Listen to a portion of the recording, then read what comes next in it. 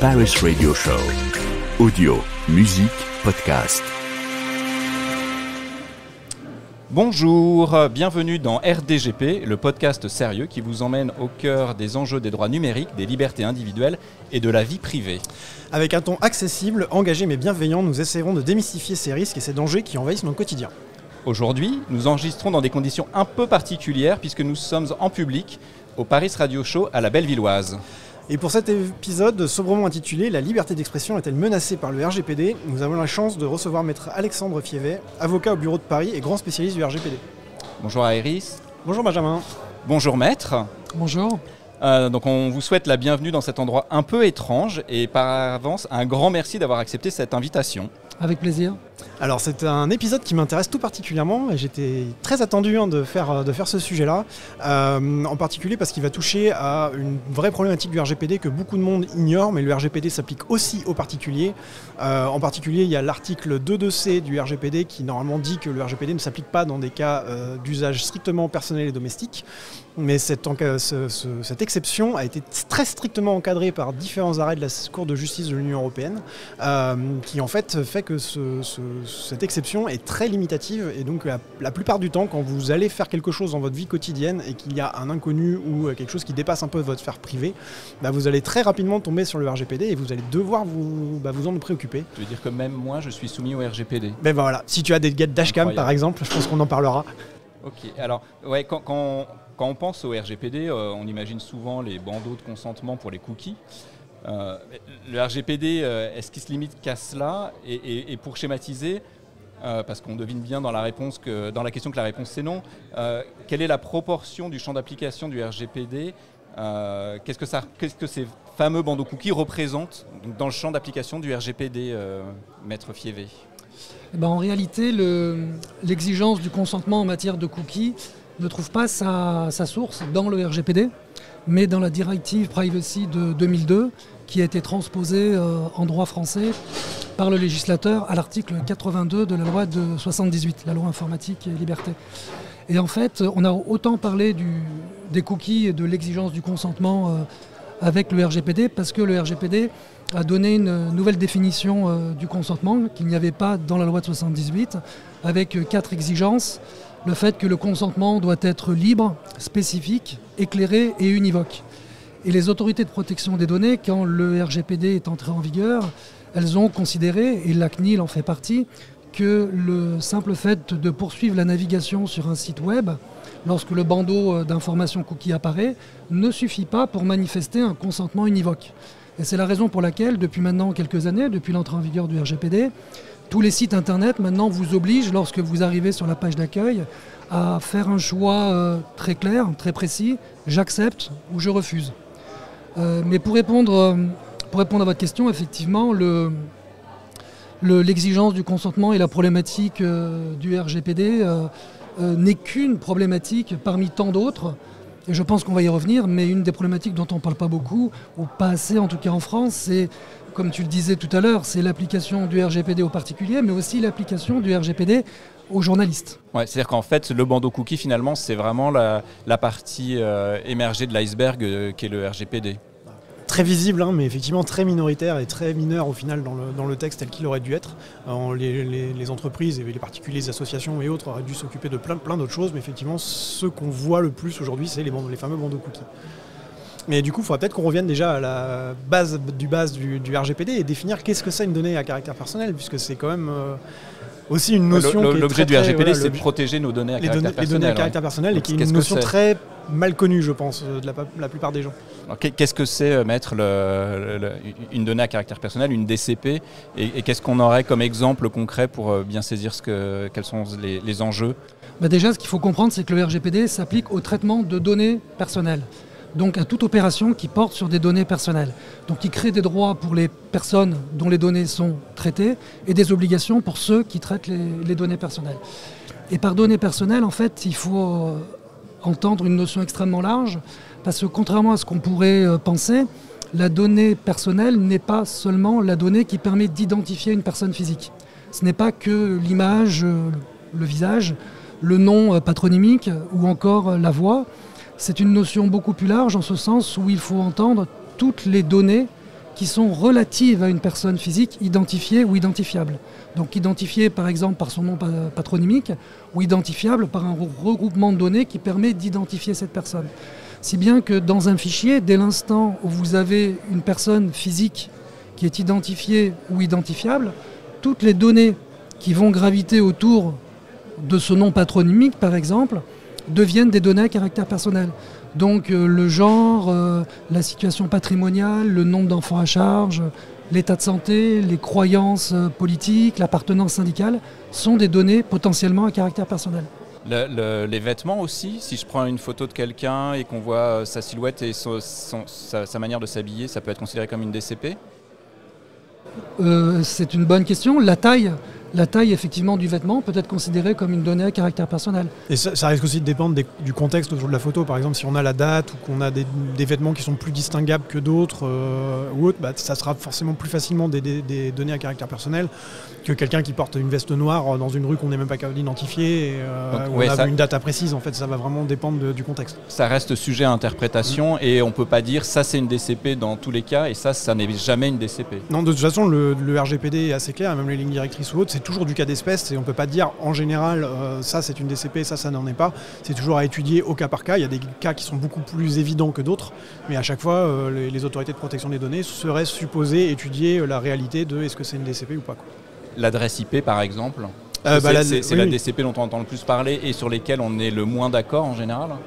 Pour le coup, on a un arrêt de la CGE qui dit bien que c'est une donnée à caractère personnel parce que ça a identifié au moins le propriétaire de l'abonnement Internet. Effectivement, ça n'a pas forcément identifié le visiteur, mais en tout cas le propriétaire de l'abonnement Internet et c'est lui qui peut voir les flics débarquer chez lui en cas de perquisition ou autre. Et donc du coup, ça identifie bien une personne qui n'est pas forcément celle à laquelle on pense initialement, mais en tout cas, ça en identifie bien une. Et juste pour aller au bout, si je prends une adresse IP et que par exemple je rajoute un user agent, c'est-à-dire le navigateur utilisé, mais que je passe ça dans une fonction de hachage type MD5, SHA-1, SHA-256 ou autre, c'est-à-dire qui fait qu'on ne peut plus lire l'adresse IP.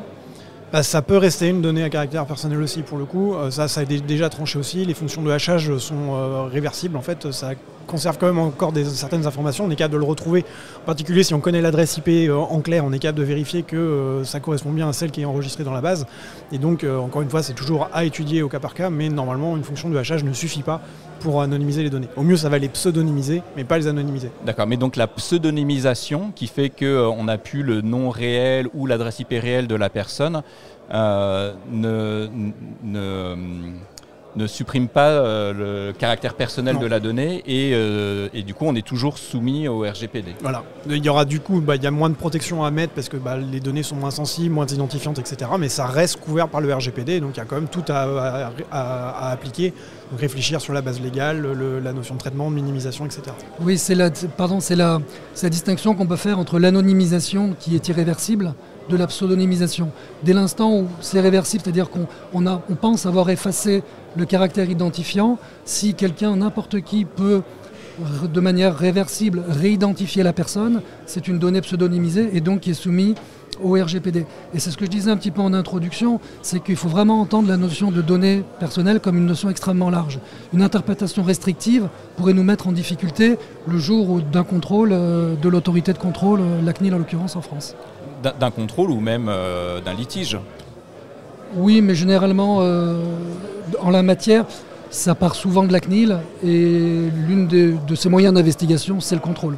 En tout cas pour les entreprises. J'ai vu des épaules se hausser à ma droite. Non, j'ai plus le droit de critiquer, on a dit. Bon, donc vous évoquez souvent la base légale pour le traitement des données. On va revenir sur le cœur de notre sujet, le journalisme. Pour un journaliste, l'intérêt légitime peut justifier un traitement, mais pour un particulier, le consentement semble être indispensable. En fait, ce qu'il faut avoir en tête, c'est que pour qu'un traitement de données à caractère personnel soit licite, l'une des conditions, c'est qu'il doit reposer sur une base légale. Le RGPD énumère 6 bases légales, et parmi ces bases légales, il y a l'intérêt légitime. Et au regard des décisions qu'on a pu voir qui ont été rendues dans d'autres pays que la France sur le sujet, c'est vrai que le traitement journalistique semble reposer sur l'intérêt légitime. Ce qui n'est pas le cas pour un traitement qui serait réalisé par un particulier. Juste, on en a déjà parlé dans ce podcast, mais on peut peut-être relister l'un ou l'autre les 6 bases légales. Nécessaire au contrat, intérêt légitime, consentement, obligation légale, nécessaire à la sauvegarde des intérêts vitaux et mission d'intérêt public. Parfait. Merci. Je crois pas les avoir cités dans l'ordre, mais voilà. Oui, mais... Je suis pas sûr qu'il y ait un ordre. Au sens de l'article 6 en tout cas, oui, mais il n'y a pas de hiérarchie. Mais il n'y a pas de hiérarchie du tout. Oui. Et c'est vraiment à chaque responsable de traitement de décider justement en son âme et conscience et d'être capable de le justifier surtout sous quelle base légale il va se poser, sachant que chacune des bases légales est aussi très encadrée. On l'a cité, le consentement a des obligations, 4 obligations pour être vraiment valide. Les obligations légales, pareil, s'entendent strictement. Ça doit vraiment être écrit dans un texte de loi que ce traitement-là en particulier est obligatoire. C'est pas des conséquences d'une loi. Et pareil, l'intérêt légitime, en particulier nécessité, proportionnalité et légitimité, sont 3 critères absolument à respecter.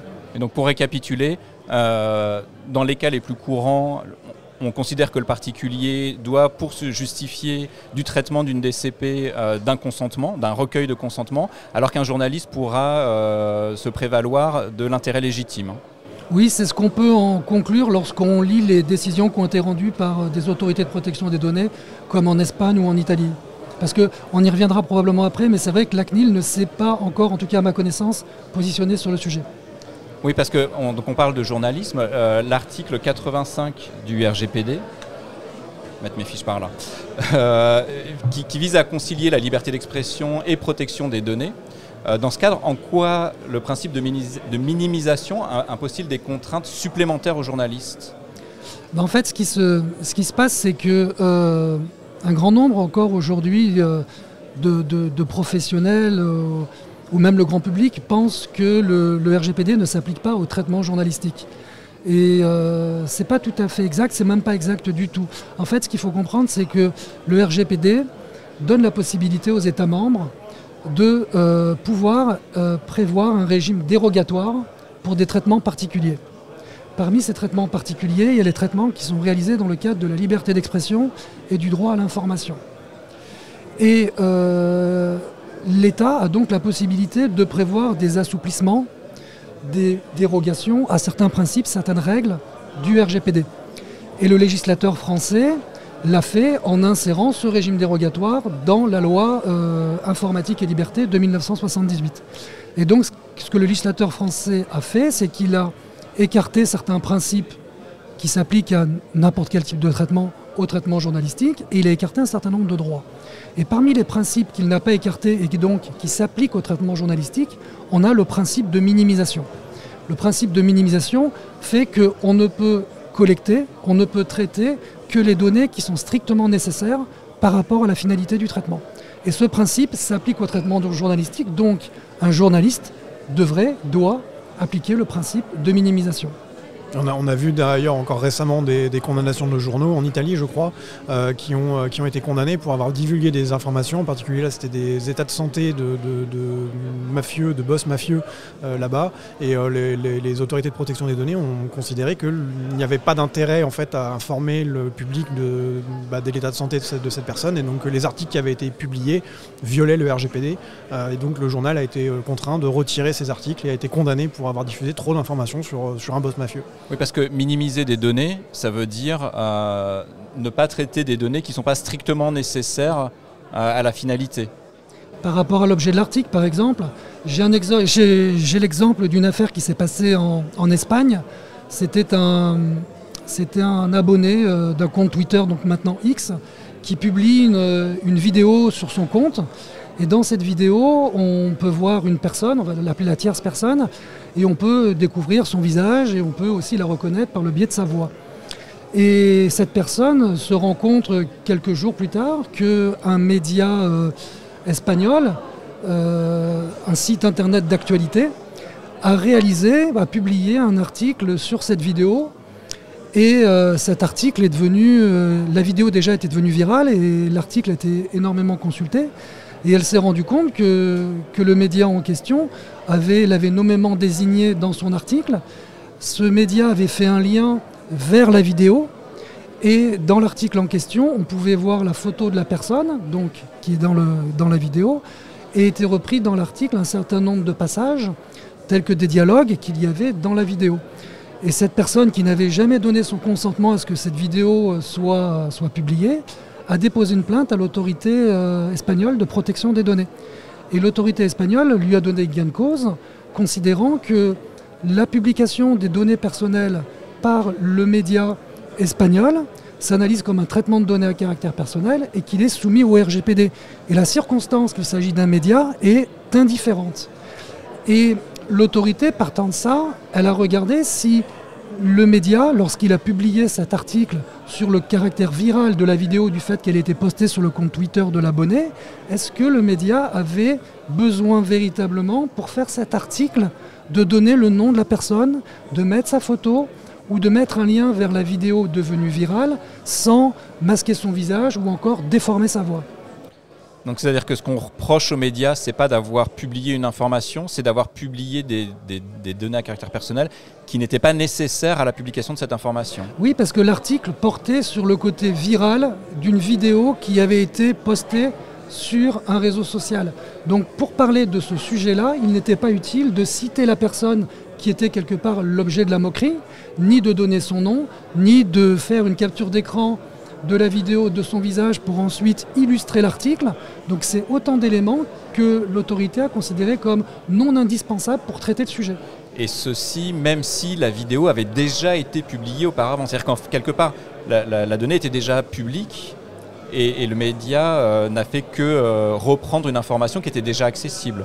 Oui. C'est pas une excuse. Oui, mais surtout après, l'autorité de protection avait justement été aussi plus loin et a même été considéré que la première diffusion de la vidéo était elle-même déjà une violation du RGPD et d'ailleurs a eu une sanction assez lourde en condamnant à 2000 € toute personne qui avait retweeté cette vidéo avant de se raviser parce que dit j'arriverai de toute façon pas à identifier toutes les personnes, mais voilà, en fait la vidéo initiale était déjà illicite et donc du coup même les journaux en fait auraient presque dû se limiter encore plus à diffuser dessus puisque la personne initiale qui a publié cette vidéo avait déjà commis des violations en elle-même. Et donc tout n'excuse, c'est pas parce qu'on est un journal que du coup on doit faire tout et n'importe quoi et on doit aussi filtrer ses sources, vérifier que tout va bien et anonymiser les données. Oui, et dans cette affaire, l'argument en défense du média, c'était de soutenir que la vidéo initiale avait probablement été mise en ligne par la personne elle-même, avant qu'elle soit mise en ligne sur le compte Twitter. Elle n'avait pas la preuve, mais probablement qu'il y avait des éléments qui permettaient éventuellement de le soutenir. Et l'autorité de protection a dit, de toute façon, la personne concernée, celle qui est vue dans la vidéo, elle a la maîtrise de ces données. C'est elle qui doit décider comment on utilise ces données et ce qu'elle peut interdire ou non. Et donc, ce n'est pas une excuse. Le média ne peut pas réutiliser des données à caractère personnel au seul motif que les données auraient été rendues publiques par la personne concernée. Ok, donc c'est pas parce que j'ai publié une donnée à caractère personnel que tout le monde a le droit de faire n'importe quoi avec. Qu'elle devient de libre parcours, non. Ok, sachant en plus que le consentement, j'ai le droit de le retirer quand je veux de toute façon. Alors oui, c'est une bonne observation, mais là en l'occurrence il n'y avait pas de consentement.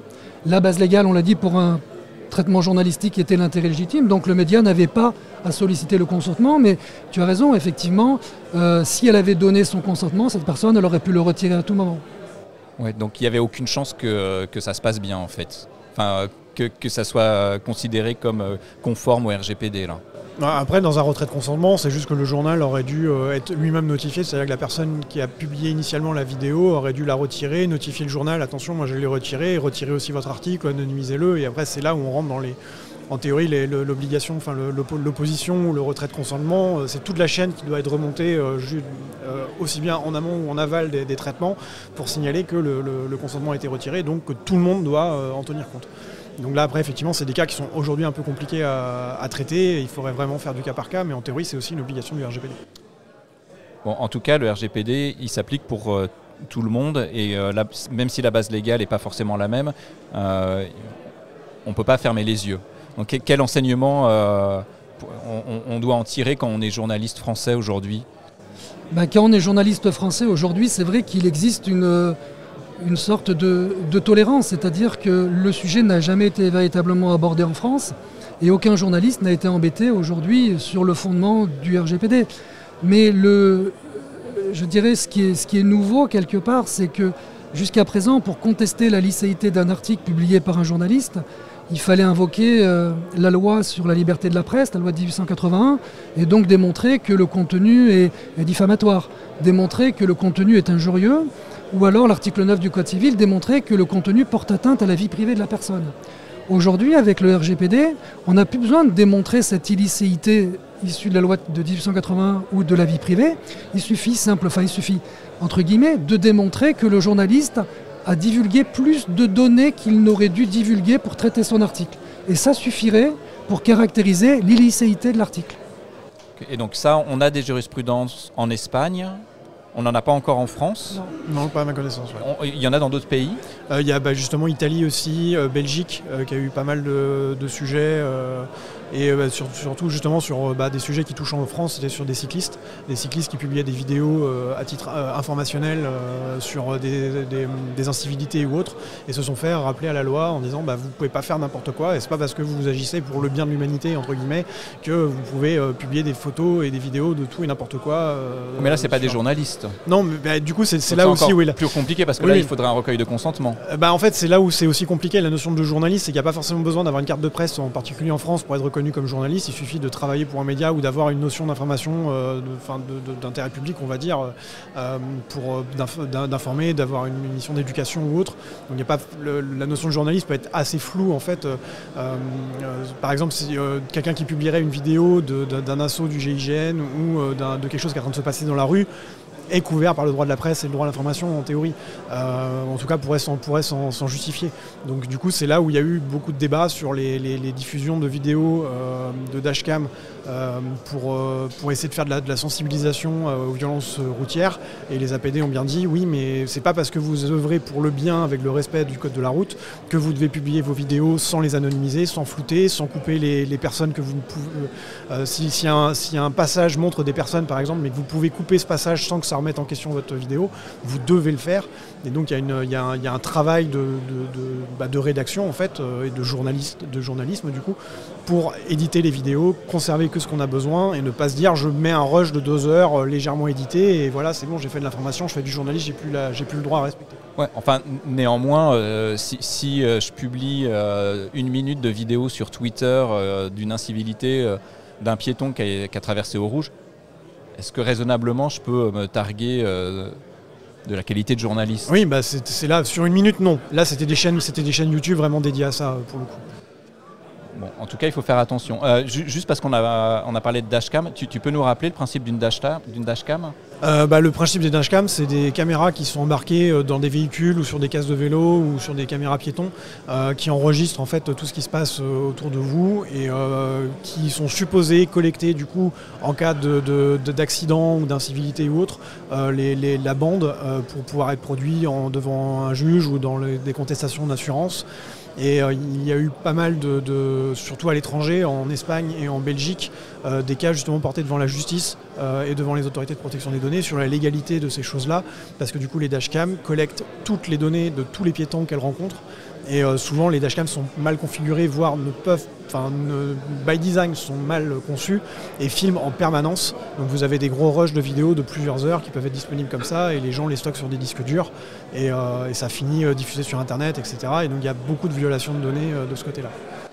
Ça, Maître, les caméras qui filment dans la rue, parce qu'on en a beaucoup parlé récemment avec les fameuses lunettes de Meta, c'est donc quel contexte, dans quel cadre on peut considérer que c'est légal ou pas par rapport au RGPD? En fait, il faut revenir déjà aux fondamentaux, c'est-à-dire que le RGPD s'applique à tous les traitements de données à caractère personnel, sauf les traitements domestiques. Et quand on a dit ça, on pense naturellement que tous les traitements qui sont réalisés par les particuliers échappent au RGPD. Et c'est une erreur. En fait, le traitement domestique, c'est un traitement qui est réalisé dans la sphère privée du particulier. Donc dès l'instant où le traitement sort de la sphère privée et qui rentre dans la sphère publique, le RGPD s'applique. Et il y a 2 situations dans lesquelles on pense être dans une sphère privée et en réalité on est dans une sphère publique et donc le RGPD s'applique. Première situation, vous allez collecter de la donnée de personnes qui sont extérieures à votre cercle privé. Je vous donne un exemple, vous mettez une caméra de vidéosurveillance sur votre portail pour sécuriser l'entrée de votre propriété. Si votre caméra est orientée uniquement vers votre propriété, l'allée et le jardin, c'est un traitement qui n'est pas soumis au RGPD parce que c'est un traitement domestique. Mais si la caméra est légèrement tournée et qu'elle vise la voie publique ou encore les parties communes d'un immeuble ou encore le jardin de votre voisin, ça devient un traitement qui est réalisé dans la sphère publique et ça devient un traitement qui est soumis au RGPD. Donc la personne devrait respecter, qui a installé la caméra, devrait respecter les principes du RGPD, car ce n'est plus un traitement domestique. Deuxième situation où l'on pense que c'est un traitement domestique et qu'il ne l'est pas du tout, c'est lorsqu'on va divulguer des données à un nombre illimité de personnes.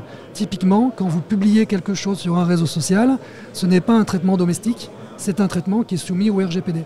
Donc on est censé respecter les règles du RGPD et donc avoir une base légale, on l'a dit tout à l'heure, intérêt légitime, consentement, que sais-je, selon le type de personne qui va faire la publication, et respecter notamment, mais aussi, le principe de minimisation. Mais alors, par exemple, si demain je vais sur le parvis de Notre-Dame, que je prends une photographie de Notre-Dame, avec des personnes qui sont reconnaissables par leurs vêtements, pas forcément par leur visage, mais par leurs vêtements, cette photo, je la garde pour moi et pour mes soirées diapos en famille. J'ai le droit ou pas ? Oui, bien sûr. En fait, ce dont on parle, traitement journalistique ou les traitements réalisés par des particuliers, on en parle parce que justement, c'est des sujets dont personne ne parle. On retrouve des affaires un peu similaires à celle-là, et je vais en parler tout à l'heure, en Espagne, en Italie, en Belgique, etc. En France, la CNIL ne s'est jamais saisie de ce type de dossier. Mais si on applique les règles du RGPD, les principes tels qu'on les connaît, qu'on a exposés tout à l'heure, effectivement, dès l'instant où vous prenez une photo, vous êtes sur un lieu public, et qu'en fond, il y a des personnes qui sont reconnaissables, ne serait-ce que parce qu'on voit leur visage. Ce sont des personnes qui sont identifiables. Donc, c'est des données à caractère personnel. Donc oui, le RGPD devrait s'appliquer. Mais vous faites un selfie avec une célébrité dans la rue. On peut supposer que la personne vous donne son autorisation pour faire la photo parce qu'elle se met derrière l'objectif. Donc il y aurait un consentement, on va dire, implicite. Univoque, c'est autre chose, mais il y aurait un consentement implicite. Mais la différence entre univoque et univoque, c'est un acte qui manifeste l'autorisation, la volonté de dire oui. Le silence n'est pas considéré comme univoque. D'accord ? Et donc on pourrait considérer que la personne, la célébrité qui est à côté de vous quand vous faites un selfie, donne son consentement pour que la capture de son image soit réalisée. En revanche, est-ce qu'elle donne son consentement pour que cette photo se retrouve sur les réseaux sociaux ? C'est un autre sujet. Et donc, dans ce cas-là, qu'est-ce que je fais ? Je demande explicitement un consentement clair, éclairé, univoque. Ce qui est impossible. Je vous donne un exemple. C'est une affaire qui s'est passée en Espagne. Il y a une personne qui conduit son véhicule, il est très tard ou très tôt, selon comment on se positionne, et il voit au loin une jeune fille qui est sur un trottoir dans la rue, probablement en état d'ébriété, et il trouve la situation assez marrante parce qu'elle titube, elle a du mal à tenir l'équilibre, donc elle utilise notamment des poubelles pour garder un semblant de dignité, on va dire, et il se rapproche, il baisse la vitre de son véhicule et il commence à la filmer. Il la filme et il trouve que sa vidéo est plutôt marrante, donc il a l'intelligence de la mettre sur les réseaux sociaux. Et quand je dis les réseaux sociaux, c'est tous les réseaux sociaux, c'est-à-dire c'est Facebook, c'est YouTube, c'est pas LinkedIn, mais c'est Instagram. Et la fille, le lendemain matin, elle se réveille et elle voit que cette vidéo est devenue virale, parce que probablement qu'elle était marrante, je ne sais pas. Elle voit que cette vidéo est virale, donc elle voit que cette vidéo, sa personne est en ligne sur les réseaux sociaux, et elle porte plainte auprès de l'autorité espagnole de protection des données, parce qu'elle considère que c'est un traitement de données qui est soumis au RGPD. Et l'autorité espagnole de protection des données lui donne gain de cause, considérant que la personne ne pouvait pas, à l'insu de la victime, collecter des données comme elle l'a fait, donc filmer sans le consentement de la personne, et qu'elle n'était pas non plus autorisée à divulguer cette vidéo en ligne sans le consentement de la personne. Donc elle a été condamnée, je crois, à 10 000 € par l'autorité espagnole de protection des données. D'accord, mais là on voit qu'il y a un vrai dommage qui a été créé, donc on imagine que effectivement ça paraît logique en tout cas. Si je reprends mon exemple de la photo de Notre-Dame, où je prends la photo avec des touristes et que je la publie sur mon compte Facebook de manière complètement publique. En théorie, ça pourrait être critiquable. En théorie, c'est critiquable. La notion de préjudice n'intervient pas dans l'application du RGPD. Et surtout aujourd'hui, il n'y a pas besoin qu'il y ait un Non. préjudice pour qu'on me rappelle. En fait, la simple publication est déjà un préjudice en soi. En fait, il y a déjà une atteinte à la vie privée, et donc du coup, ça pourrait être soumis en tout cas, une autorité de protection des données pourrait décider d'une sanction. Je pense que les autorités de protection des données ne sont pas non plus débiles et savent faire la distinction entre quelque chose de malveillant et quelque chose que tout le monde fait aujourd'hui. Après, quand même, quelque chose qui a été aussi rappelé par la CGUE, c'est qu'il faut réfléchir aussi par rapport aux moyens technologiques qui existent aujourd'hui pour identifier une personne. Et publier une image de quelqu'un devant Notre-Dame aujourd'hui n'a pas du tout les mêmes conséquences de publier une photo de quelqu'un devant Notre-Dame il y a 10 ou 20 ans. Aujourd'hui, la moindre photo avec votre visage qui fait 3 pixels est capable d'être envoyée dans des outils de reconnaissance et d'identifier au mètre près où est-ce que vous étiez. Donc les moyens de désanonymisation sont assez phénoménaux sur Internet et sans bouger de son fauteuil. Moi j'avais fait qui est aujourd'hui dans des cours d'ailleurs de RGPD, où une photo qui avait été mise en ligne sur Internet, où il y avait juste une camionnette blanche vaguement dans un coin. En 4 heures, j'ai trouvé l'endroit, le lieu, la plaque minéralogique qui avait été pourtant floutée par Google Maps. Et en 4 heures, j'ai retrouvé quasiment le propriétaire. Donc aujourd'hui, c'est ça où il faut réfléchir en fait à ce qu'on fait. Et effectivement, si vous mettez une photo de quelqu'un devant Notre-Dame, ça ne devrait pas poser de problème. Je ne vois pas d'APD suffisamment chiante pour aller sanctionner ça. Mais en tout cas, au moins de réfléchir à ce que vous faites serait déjà un énorme pas en avant pour, dans les cas où il va réellement y avoir besoin de savoir prendre une décision, vous aurez les moyens de prendre la bonne décision. Ok, moi j'ai juste noté que tu avais dit que les APD pouvaient être chiantes. Ah bah il y en a des très chiantes. Hein. Après, chiante, c'est dans le bon ou dans le mauvais terme, hein, mais effectivement, l'autorité espagnole n'hésite pas à aller voir des particuliers. J'ai vu que la CNIL récemment a encore mis une amende de 5 000 € à un particulier aussi, donc la CNIL a aussi l'air de la CNIL française. Française. La CNIL française a mis une amende de 5 000 € à un particulier pour défaut de coopération avec une autorité de contrôle. C'est quand même relativement rare pour être souligné. Mais en Espagne, les amendes à 10 000 € pour les particuliers, on en a plus d'une centaine. Et l'autorité est très pointilleuse sur le sujet. En tout cas, beaucoup plus que la nôtre en France. Oui, c'est-à-dire que même en tant que particulier, je dois respecter le RGPD, et il y a des pays, dont l'Espagne, où les amendes sont relativement courantes. Ah oui, c'est ça. Aujourd'hui, en Espagne, oui, je crois qu'il y a plus de 600 amendes de particuliers, et on parle justement souvent de publications sur les réseaux sociaux, de personnes bourrées, de mineurs filmés dans la rue, de prises de photos sur la plage, etc. On a beaucoup de cas de vidéosurveillance aussi, on parlait de la caméra tournée vers la voie publique. Les sanctions tombent quasiment de manière automatique en Espagne à 500, 1000, 2000 et jusqu'à 10 000 € aujourd'hui pour un simple particulier.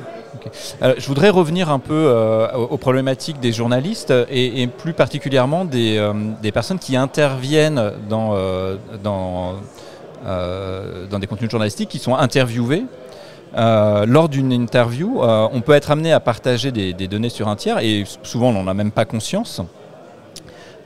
C'est quoi les risques juridiques pour la personne interviewée et pour le journaliste dans ces cas de figure?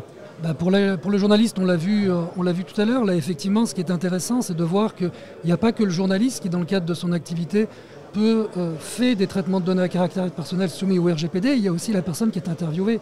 Quand la personne, sur un réseau social, dans un média quelconque, répond à une question, raconte une anecdote, une histoire, dans laquelle il vise une autre personne, le protagoniste de son histoire, et qui révèle un certain nombre d'informations concernant cette personne, il faut juste savoir qu'il s'agit d'un traitement de données à caractère personnel.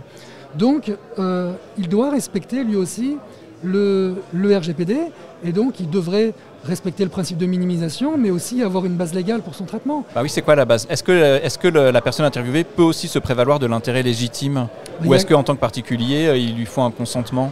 A priori, on a trouvé une décision qui traite ce sujet, une affaire qui s'est passée en Italie, et l'autorité italienne aurait tendance à penser que la seule base légale possible serait le consentement. Oui, sachant qu'il y a une différence fondamentale entre l'intérêt légitime et le consentement.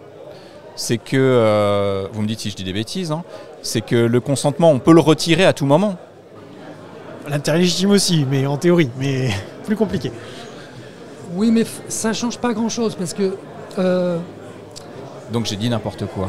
Non, parce qu'en fait c'est vrai que le consentement peut être retiré, mais c'est pas non plus un retrait absolu. C'est-à-dire c'est pas parce que le consentement existe qu'il doit s'appliquer dans tous les cas, etc. Enfin que le retrait de consentement doit s'appliquer dans tous les cas. Et le RGPD est très clair là-dessus. Il y a aussi des moyens à mettre en face en fait, et que si le retrait de consentement dépasse l'imaginable, le responsable de traitement peut juste ne pas en tenir compte. Et donc là, si la personne a donné son consentement pour qu'on puisse raconter son histoire, son anecdote dans un journal par exemple, si elle retire après, effectivement c'est trop tard, le truc a été fait, les propos ont été publiés, et donc là j'ai retiré mon consentement. Oui, tu n'as plus le droit de diffuser mes informations dans d'autres journaux, mais bon, ce qui a déjà été fait, c'est fait, quoi.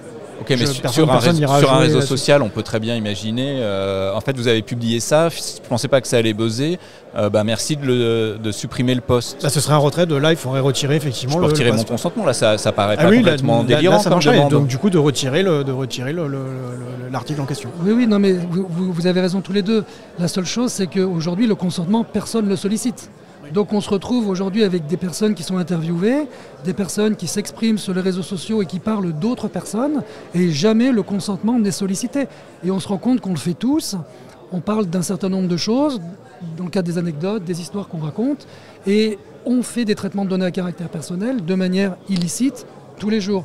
La dernière fois, je lisais une interview dans un journal sportif, et il y a le directeur sportif d'une équipe cycliste qui se plaint du comportement dans la sphère privée de l'un de ses coureurs, parce que c'est l'un des coureurs les mieux rémunérés de son équipe, et ça fait 2 ans qu'il n'a pas des résultats à hauteur de sa rémunération. Et le directeur sportif, il prend la liberté d'expliquer les raisons de l'incapacité de son coureur à avoir des résultats en visant des éléments qui relèvent de sa vie privée. Le fait qu'il soit sous l'emprise de sa compagne, le fait qu'il sorte beaucoup, qu'il boive du champagne, etc. Ce sont autant d'éléments, de données à caractère personnel, qui s'est permis de divulguer dans un média. Il devrait être soumis au RGPD, et la seule base légale possible pour lui, pour divulguer ce type d'informations dans un média, serait le consentement. Oui, lui ne peut pas se prévaloir de l'intérêt légitime. Non, absolument pas. Ce qu'un journaliste aurait pu faire. Ce qu'un journaliste aurait pu faire, mais après on lui aurait opposé le principe de minimisation. Tu es en train de parler de moi en tant que sportif, est-ce que tu es obligé de dire que je suis sous l'emprise de ma femme? Est-ce que tu es obligé de dire que je bois du champagne? Est-ce que tu es obligé de dire que j'ai une vie nocturne peut-être un peu plus sportive que d'autres? Voilà. Ok. J'ai perdu mon fil. Pardon. Mais quel conseil on peut donner alors à quelqu'un qui suit une interview? Je pense que ton casque n'a plus de batterie, n'a plus de pile, tu vas plus nous entendre. Ça clignote. Je le fais à l'ancienne alors. Non mais toi, du coup, t'en as un deuxième. On te voit clignoter. On coupera au montage ou pas. Merci. C'est les inconvénients du direct, les aléas du direct. Minimisation de données. Je disais oui, mais alors du coup, quel conseil on peut donner aux personnes qui répondent à des interviews? Non, ce n'est pas des conseils, c'est avoir conscience qu'il y a des limites. Et ces limites, on peut les trouver aussi dans le RGPD. Et donc, il faut faire attention à ce qu'on écrit. Alors, ça ne remet pas en cause la liberté d'expression. Je sais que le titre de cette intervention, c'est « Est-ce que la liberté d'expression est menacée par le RGPD ?» Non, c'est juste qu'il faut essayer de trouver un équilibre entre, d'un côté, le droit à la protection des données, et la liberté d'expression et le droit à l'information. Mais c'est comme aujourd'hui avec la vie privée, avec l'injure et la diffamation. C'est pas parce qu'on est libre de s'exprimer dans un État comme le nôtre qu'on a le droit de tout dire. On a le droit de dire beaucoup de choses, mais pas au préjudice d'autres personnes. Mais c'est exactement la même chose avec le RGPD. La liberté d'expression existe, mais faisons attention parce qu'elle doit être aussi conciliée avec les droits des individus par rapport à leurs données personnelles. Et surtout, je pense que c'est des réflexions à avoir et que les gens ont complètement oublié. Et je ne sais pas comment c'était avant, parce que je n'étais pas encore sur cette terre. Mais du coup, d'avoir une certaine réflexion de justement, est-ce que j'ai besoin de faire ça? Est-ce que j'ai besoin de balancer autant d'informations sur les gens? Est-ce que j'ai besoin d'en collecter autant que ça? Et aujourd'hui, c'est là-dessus que, par exemple, sur les dashcams, c'est souvent ce que les gens disent. Oui, mais si je filme pas tout le temps, le jour où j'ai besoin, je vais pas avoir l'information. Oui, mais en fait, le fait de filmer tout le temps, est-ce que tu as vraiment besoin? Est-ce que tu pourrais pas avoir des dashcams qui vont couper quand il y a besoin ou qui vont garder que les 3 dernières minutes Et pareil, plutôt que d'aller déballer la vie privée d'une personne dont vous n'avez pas le consentement, c'est réfléchir. Est-ce que je peux pas dire autre chose, un peu moins de données? Par exemple, plutôt que de s'étaler sur j'ai fait trop la fête, telle personne a fait trop la fête ou a des problèmes avec sa femme, c'est juste il a des problèmes personnels qui effectivement influent sur sa carrière. Et ça, s'en tenir là, en fait, pas sans forcément donner des exemples, de rentrer dans les détails. Et ça va être aussi un réflexe tout con, mais mon conjoint maintenant a l'habitude. Mais par exemple, mon numéro de téléphone, à chaque fois, il me demande est-ce que je peux donner ton numéro de téléphone à telle personne plutôt que de lui donner directement le numéro. Et comme ça, c'est des réflexes assez cons en fait, mais qu'aujourd'hui les gens s'échangent les numéros de téléphone de tiers sans aucun problème et sans demander avant si est-ce que je peux vraiment le divulguer, quoi. Et c'est des principes de base en fait que les gens n'auraient jamais dû perdre depuis 1950 et la Convention européenne des droits de l'homme, mais que les réflexes là sont plus du tout présents dans la société moderne. Certainement dû aussi avec les réseaux sociaux, qui fait que tout le monde divulgue sa vie privée dans tous les sens, mais c'est juste des principes humains et de base qu'on devrait avoir. Oui, parce que ce qu'on pourrait se dire, c'est que nous, le RGPD, on n'est pas né avec, même si déjà la loi de 78... oui, c'est vieux déjà. Elle est quand même déjà assez ancienne et elle pousse quand même une bonne base en termes de protection des données à caractère personnel. Mais c'est surtout qu'on n'a pas l'impression que ça va dans le bon sens. Parce qu'on pourrait se dire les gens qui sont nés après 2016, quand ils sont nés, il y avait déjà le RGPD. Or, on n'est pas sûr que typiquement qu'ils demandent le consentement pour partager un numéro de téléphone. Oui, mais surtout aujourd'hui, ce qui est mal compris dans le RGPD, et je pense que ça a été un peu c'est aussi un peu la cause du problème, c'est que le RGPD a beaucoup été vu par les gens pour s'adressant exclusivement aux GAFAM ou toutes les entreprises qui violaient assez frontalement la vie privée des gens pour des questions d'argent et de business. Et du coup aujourd'hui, n'ont vu le RGPD que comme s'adressant aux grosses entreprises. Ou aux entreprises même pas forcément grandes, et pas du tout justement aux associations. J'ai encore eu l'UNICEF aujourd'hui, typiquement, non mais le RGPD s'applique pas à nous, la prospection commerciale ça nous regarde pas, c'est pas nous, c'est pas pour les associations, ça ne peut pas être pour les associations. Et j'ai les mêmes réflexes avec les particuliers. Le RGPD ne peut pas s'appliquer aux particuliers, c'est pas possible ce que tu nous racontes. Et ils ont un déni là-dessus parce qu'ils pensent que ça s'adressait que aux GAFAM, aux grandes entreprises multinationales. C'est ça qui est assez intéressant avec le RGPD, c'est que tu disais tout à l'heure, oui, mais la loi existe depuis 1978, mais finalement, on n'a toujours pas les bonnes pratiques. C'est pas tout à fait exact dans le sens où il y a vraiment une culture protection des données en France. D'ailleurs, il n'y a pas une réglementation européenne, à ma connaissance, qui est connue du grand public. Quand on parle de RGPD, aujourd'hui, les gens savent de quoi on parle. Le droit d'accès, aujourd'hui, tout le monde le connaît. Il y a quelques années, avant l'entrée en vigueur du RGPD, personne ne connaissait le droit d'accès. Aujourd'hui, les entreprises, elles sont inondées de demandes de droit d'accès. Donc c'est vraiment une réglementation qui est connue. La seule chose, c'est que, et c'est ce que tu disais tout à l'heure, c'est qu'on pensait qu'elle s'appliquait aux autres. Aux entreprises, aux administrations, aux organisations. Et on pensait, à tort, et c'est bien qu'on en parle aujourd'hui, qu'elle ne s'appliquait pas aux journalistes, qu'elle ne s'appliquait pas aux particuliers. Et en réalité, si. Donc c'est une réglementation qui est extrêmement connue du grand public, mais méconnue sur son application dans certains secteurs. Merci beaucoup, Maître Alexandre Fievé. Avec plaisir. On va en rester là pour aujourd'hui. Merci à Eris. Merci à vous. Est-ce que vous avez un mot à dire pour conclure? Je pense que c'était déjà pas mal. Est-ce que vous voulez rajouter quelque chose? Non, ce que je dis souvent, c'est que le RGPD, et on s'en rend compte en discutant avec vous, c'est que le RGPD est partout. Je ne sais pas si c'est une bonne chose, mais en tout cas, c'est une réalité.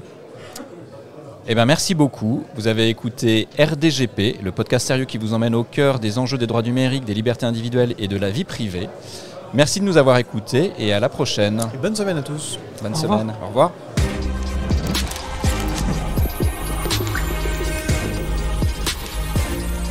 Paris Radio Show. Audio, musique, podcast.